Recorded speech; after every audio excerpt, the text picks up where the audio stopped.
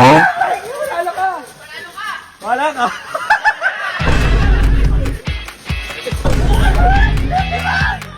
So ngayong araw bigla kami maglalaro ngayon ng pamilya ko dahil kanina po may nangyaring diskusyonan sa mismong kitchen namin.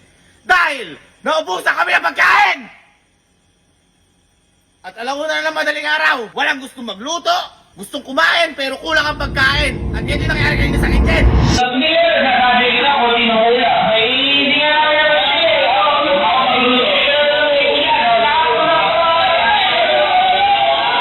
Yan! Panood nyo!